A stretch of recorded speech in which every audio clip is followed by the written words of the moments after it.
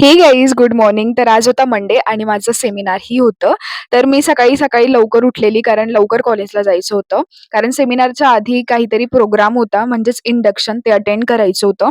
मग मी सकाळी सकाळी लवकर स्वयंपाक बनवायला लागली म्हणजेच टिफिन वगैरे आणि मी घरच्यांनाही बनवून जाते. मग पोळी केली आणि आज मी चण्याची भाजी करणार होती. असं माझं आवरून अर्धा एक तासापर्यंत होऊन जातं. पण जेव्हा मला टिफिन वगैरे बनवायचा असतो तेव्हा मला 2 घंटे आधी उठावं लागतं. कारण माझं ना असं खूप हळू नाही का, मी तुम्हाला जसं बोलली की मी एक करेल पण व्यवस्थित करेल. तर मग मी ना स्वयंपाक करताना भांडे सुद्धा काढत नसते. साइड बाय साइड तेही धुवून टाकते. म्हणजे मला किचनवर पसाराच आवडत नाही. मी एका साइडला स्वयंपाक करते तर एका साइडला किचन ही पूर्ण आवरून घेत असते.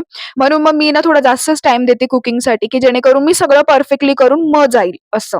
तर मग मी लवकर उठते त्याच्यासाठी. आणि त्यानंतर हा होता तो इंडक्शनचा प्रोग्राम. याच्यामध्ये तेच जेनेटिक बद्दल म्हणजे आम्हाला एक सब्जेक्ट आहे जेनेटिक, त्याच्याबद्दल फुल इन्फॉर्मेशन देण्यासाठी दुसऱ्या कॉलेजमधनं एक हे सर आले होते.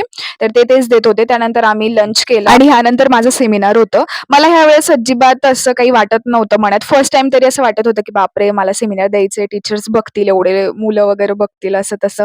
पण ह्यावेळेस मी एकदम फ्रीली बोलत गेली. मला जे येत होतं, मी जे करून घेतलं होतं, शिकून घेतलं होतं स्वतःकडे, ते मी सगळं स्टेप बाय स्टेप एक्सप्लेन करत गेली आणि मॅमलाही खूप आवडलेलं माझं सेमिनार.